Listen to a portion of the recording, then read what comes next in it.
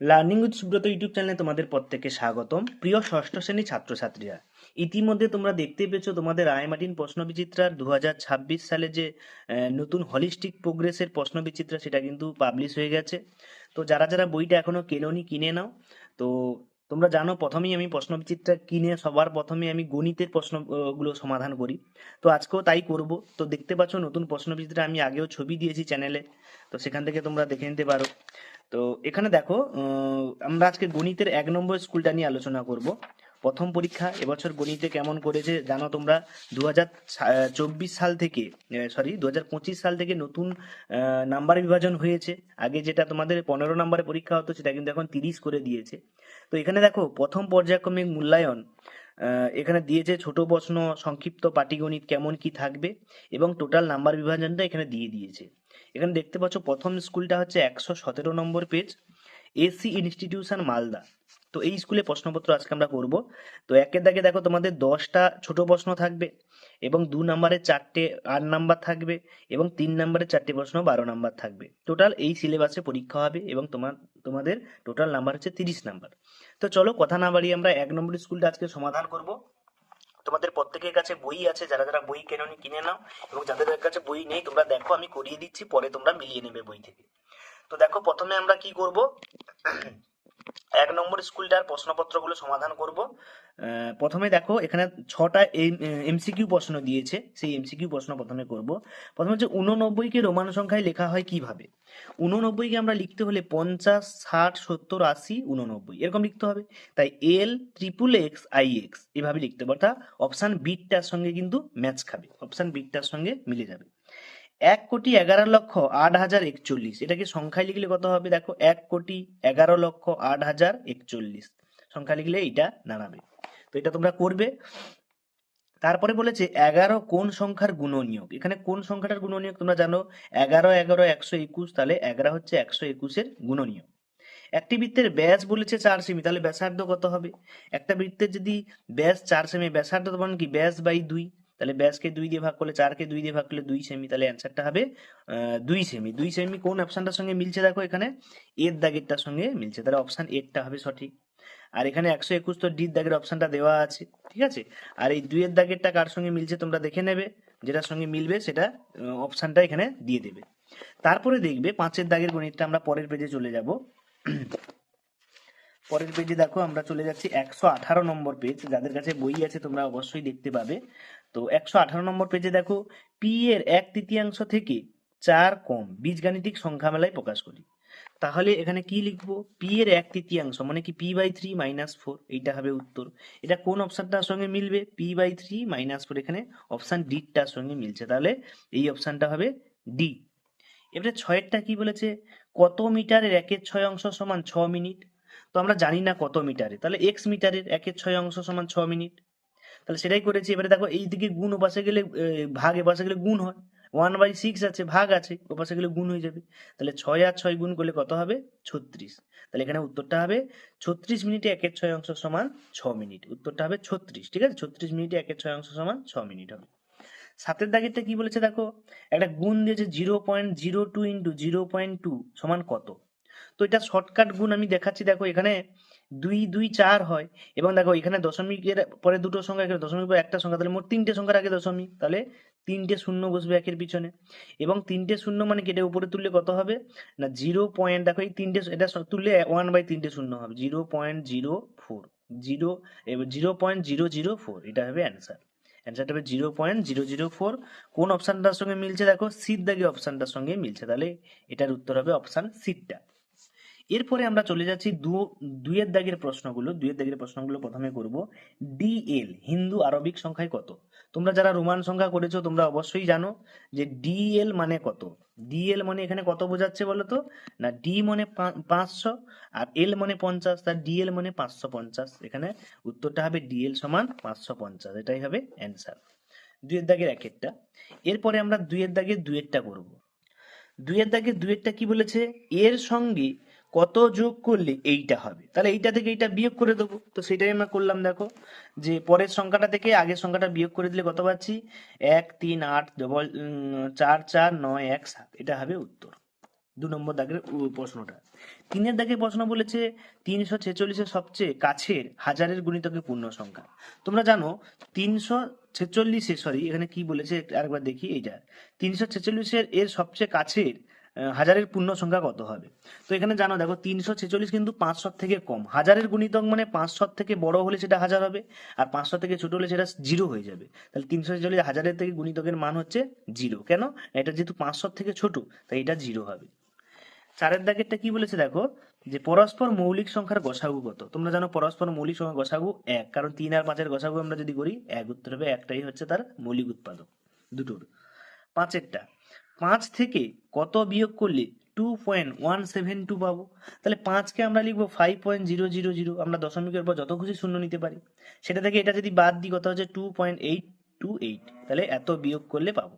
5 থেকে আমরা যদি এত বিয়োগ করি তাহলে এটা পাবো। আবার দেখো এই দুটো যোগ করলে কিন্তু 5টা ঘুরে আসবে। ঠিক আছে, এবারে আমরা 3 দাগের গণিতে চলে যাবো। এতক্ষণ 2 দাগের গুলো সব করেছি।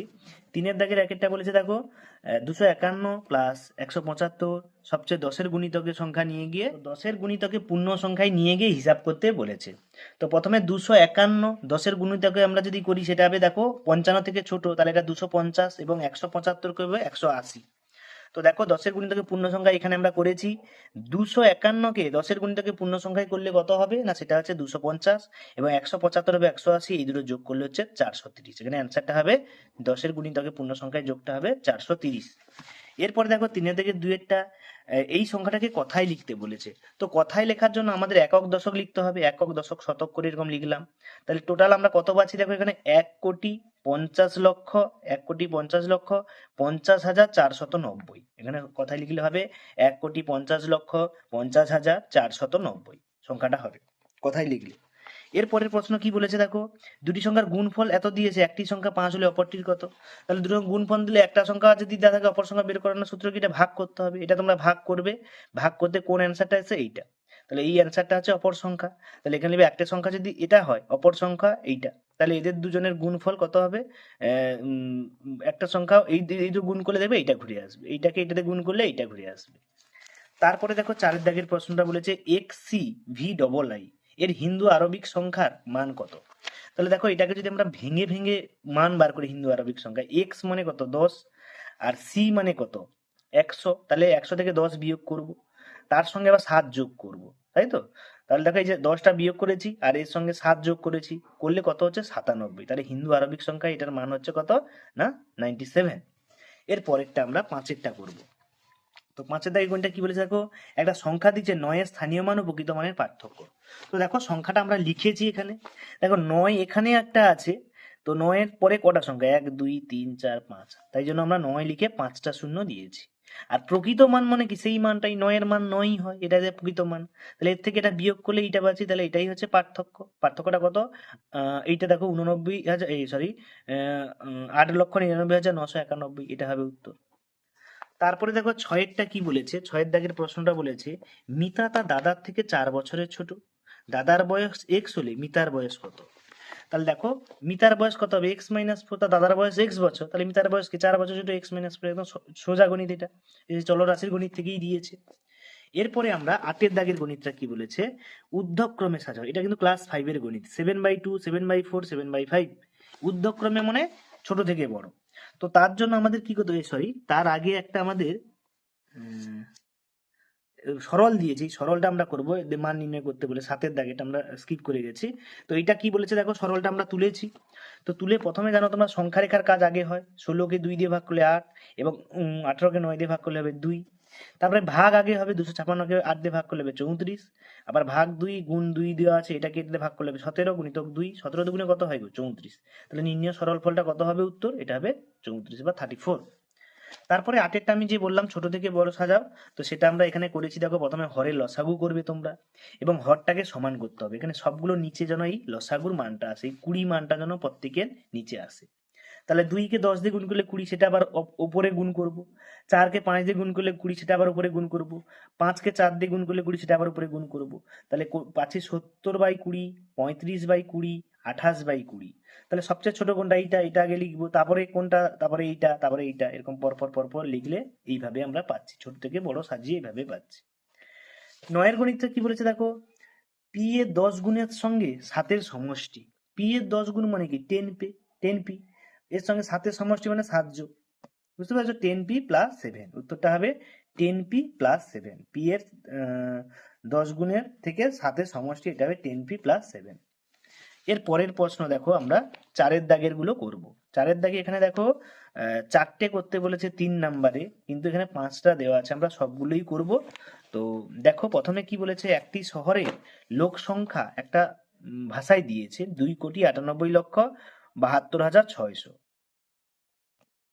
তো দেখো এখানে ভাষায় দিয়েছে এবং এর মধ্যে পুরুষ দিয়েছে এতজন এবং মহিলা দিয়েছে এতজন, হলে শিশুর সংখ্যা কত?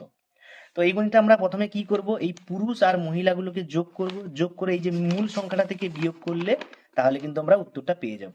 তাহলে প্রথমে আমাদের কি করতে হবে, প্রথমে এই যে সংখ্যাটা বলেছে 2,98,72,600, এটাকে আমরা সংখ্যায় লিখেছি।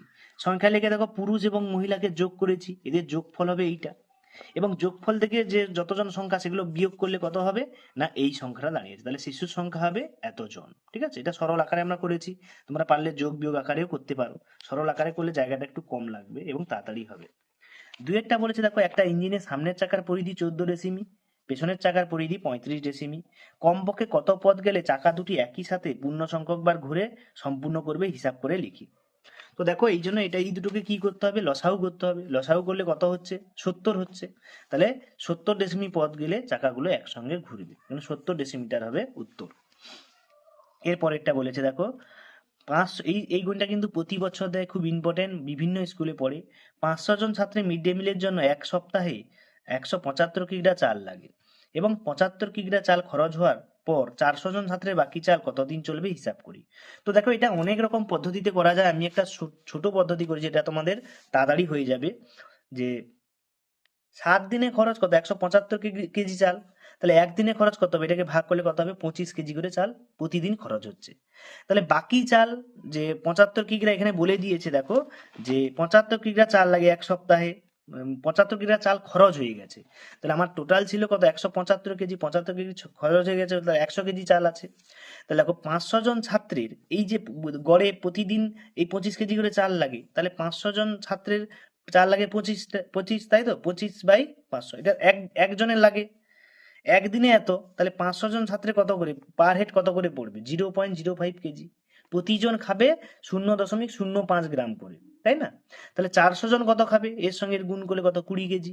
এইবারে দেখো দিন সংখ্যা আমাকে চাইছে, 400 জন খায় 20 কেজি, তাহলে দিন সংখ্যা এমনি যদি টোটাল এই 100 যে বেরিয়েছে এইটাকে 20 দিয়ে যদি ভাগ করে, তাহলে 5 দিন আর চলবে। দিনে তাহলে কত করে লাগছে, 400 জনের 20 কেজি করে লাগছে, তাহলে 100 কেজি চাল আছে মোট, তাহলে আর কদিন চলবে, 5 দিন চলবে। তাহলে বাকি 400 জন শিক্ষার্থীর 5 দিন চলবে। তোমরা যদি এটা না বুঝতে পারো কমেন্টে আমাকে লিখবে, আমি আবার ডিটেলসে অন্য পদ্ধতিতে করিয়ে দেখিয়ে দেবো। তারপরে দেখো এটাও একটা ইম্পর্টেন্ট সরল দিয়েছে, যেটা প্রায় প্রত্যেক বছর পরীক্ষায় দেয়। তো একটা সরল দিয়েছে ভগ্নাংশের সরল, তো এই সরলটা আমরা করব। দেখো তো দেখতে পাচ্ছ এই যে সরলটা আমি করে দিয়েছি, তোমরা দেখে নাও। প্রথমে এই দুটোকে ভগ্নাংশে যোগ বিয়োগ করতে হবে, করলে এই মানটা আসছে। আবার এই দুটোকে ভগ্নাংশে যোগ বিয়োগ করলে এরকম মান আসবে, দিয়ে এটা গুণ করলে দেখো কাটাকাটি হয়ে যাবে 1/6। আবার 1/6কে যদি এর সঙ্গে গুণ করি 12 বিয়োগ 1/6 থাকবে, তাহলে এখানে 6 থেকে 1 বাদ দিলে কত, 10 থেকে 12 থেকে 1 বাদ দিলে 11, 11/6, কিন্তু ভাগ আছে আমি গুণ জন্য উল্টে দিয়েছি, এটা উপরে যাবে এটা নিচে আসবে, দিয়ে কাটাকাটি করলে কত হচ্ছে 11 - 3/11 হচ্ছে, তাহলে এটা করলে কত 8/11, অ্যান্সারটা কত হবে 8/11। এটা ভালো করে দেখবে, এটা কিন্তু পরীক্ষায় আসে, আমি শর্টকাট ভাবে একদম ছোট্ট করে করিয়ে দিয়েছি। তারপরে একটা মান নির্ণয় করতে বলেছে দশমিকের 2.67 -3.727 +4.2। তো এই মান নির্ণয়টা আমরা করব। তো দেখো প্রথমে আমরা কি করব, যে যোগগুলোকে আগে করব, এটার আগে যোগ এটার আগে যোগ চিহ্ন, তাই যোগগুলোকে এক জায়গায় করলাম এবং বিয়োগটা পরে, কারণ সরলের নিয়ম যোগ আগে হয় বিয়োগ পরে। এই দুটোকে যোগ করলে কত পাচ্ছি 6.87, আর এটা যেমন আছে তেমন, এবং এইটা থেকে এটা বিয়োগ করলে কত পাচ্ছি 3.143। তো এইটা হচ্ছে ফাইনাল অ্যান্সার। তো ইতিমধ্যে আমরা 1 নম্বর স্কুলটা পুরো কমপ্লিট করেছি। তো পরের ক্লাসে আমরা 2 নম্বর স্কুলটা নিয়ে আলোচনা করব। দেখতে পাচ্ছ আমরা 1 নম্বর স্কুলটা করেছি, পরের ক্লাসে 2 নম্বর স্কুল আলিপুরদুয়ার হাই স্কুল। স্কুলটা রেডি আছে, তোমরা যদি চাও কমেন্টে লেখো, আমি এক্ষুনি সমস্ত স্কুলের প্রশ্নপত্রগুলো সলভ করে দেবো। 2 নম্বর 3 নম্বর সব স্কুলই পরপর করে দেওয়া আছে। তো তোমরা দেখতে পাচ্ছ 2 নম্বর 3 নম্বর 4 নম্বর সমস্ত স্কুলই আমার করা আছে। তো তোমরা কমেন্টে লেখো কার কখন দরকার, যত তাড়াতাড়ি হয় আমি দেওয়ার চেষ্টা করব। তো যারা চ্যানেলে নতুন অবশ্যই সাবস্ক্রাইব করবে, লাইক করবে, শেয়ার করবে বন্ধুদেরকে। কোনো সমস্যা থাকলে কমেন্টে আমাকে জানাও। দেখাচ্ছে পরের ভিডিওতে, পরের 2 নম্বর স্কুলটা নিয়ে আলোচনা করব। তোমরা রেডি থাকো এবং 1 নম্বর স্কুলটা ভালো করে প্র্যাকটিস করো।